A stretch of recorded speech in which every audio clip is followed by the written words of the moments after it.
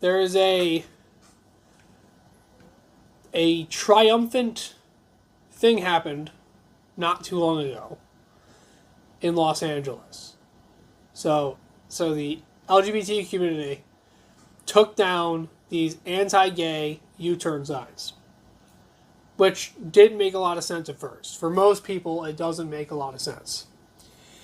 And the LGBT community is just thinking that this is like the most triumphant thing ever since like the ending of World War II. As if like millions of lives are going to be saved from this being a thing.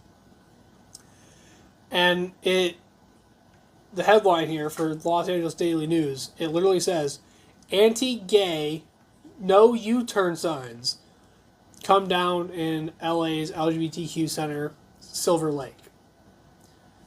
So, you could already tell this is going to be the most unbiased article out there. So about 27 years after the no U-turn signs were posted in the Griffith Park Boulevard in the state Silver Lake in an attempt to keep gay men from cruising the neighborhood to pick up other gay men and members and allies of the LGBTQ plus community, joined two Los Angeles City Council members on Monday, June 10th, as they took down the last two remaining no U-turn signs that were put up in the 1990s. So you might be thinking, oh, that's good. They're getting rid of the anti-LGBTQ signs. That's amazing. They should do that, right? So it's not actually anti-LGBTQ. Okay, that's not what the sign was at all. So cruising is basically prostitution that you don't pay for. Cruising is literally where gay guys would drive around, and this is Griffith Park Boulevard, which I didn't know until recently, so I did research for this video, and it ends up being a gay meetup place. The gays would meet up, drive around, and try to find somebody that they could have sex with. And a lot of times, the sex took place in public. These cruisings, when men would go cruising, would be after bar hours.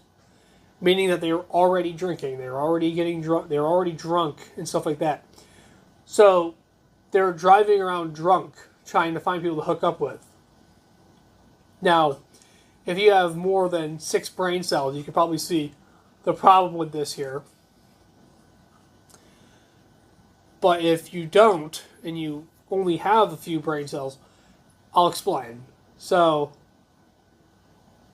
imagine drunk driving is not safe. It's dangerous. You can't really control the vehicle that well. You're under the influence. Now imagine doing a U-turn in the middle of a road where you are not ought to be doing U-turns, just in the middle of the street, late at night when you're drunk. That's not safe. So they put them up there, not only because gay guys were having sex in public, which is why they did that, but it's just a hazard to the public. If my car is parked on the side of the road, you hit my car and you drive off in the 1990s, I'm screwed. I'm screwed. I don't know who hit my car. I can't get the insurance for it. So, this is a good thing. The signs are a good thing. Just because something doesn't allow you to do something that you want to do does not mean it's against you. Have you thought of that before? No, you haven't. And obviously this was so celebrated. Everyone was cheering about this. This was a great thing. And it's funny when you hear the guys talking about this.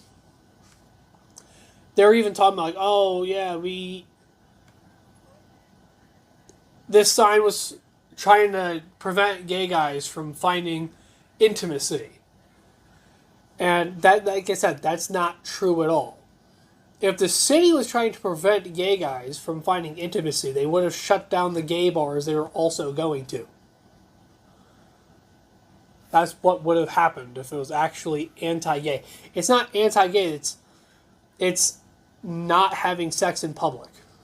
That's the actual problem here. They were having sex in public. That's the big issue. In the article, it states in 1997, no U-turn and no cruising signs went up around Silver Lake to stop members of the LGBT community from cruising in the area, citing a 2011 article by Eastsider Hugo Martinez. Office said cruising in that context was a euphemism for searching for sex partners. So in the own article where it's saying it's a homophobic anti-gay law, it's admitting that the cruising thing is justifying sex partners. It's literally just for sex purposes. That's all it's for. Which is just kind of gross, honestly. Especially that they're doing it in public. And they're driving around after bar hours, so most of them are probably drunk. Because why else are you going to go to a bar? Name one reason why you're going to a bar. Okay, you're not drinking apple juice at a bar. Most people who go to a bar are going to get drunk. They're going to drink. And you're encouraging people to drive around after they have consumed alcohol. That's unsafe. That's not anti-homo. That's not anti-gay. It's not homophobic. It's intelligent. That's a smart thing to do.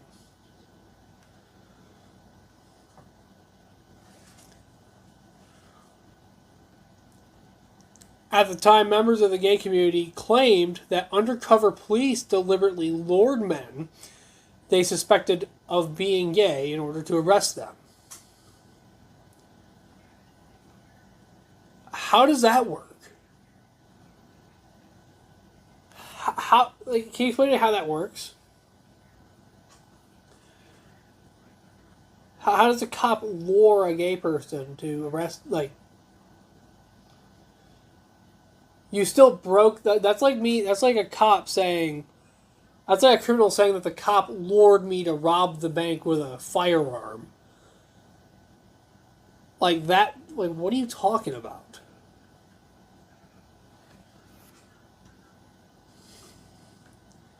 So, I hope that helps with this. I hope you learned something from this segment of me teaching you some American history. So they finally took down the no cruising signs, which is, the most triumphant thing in human history. Not World War II, not D-Day, not finding Baghdadi or Saddam Hussein. Had a Joe Biden moment there. No, but it's not about finding the terrorists and stopping terrorism. It's letting gay guys drive around drunk at night.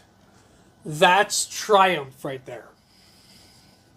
Thank you for watching all the way through the end. If you like this video and you want to see more like it, you can tune into my full show to watch all of my episodes early.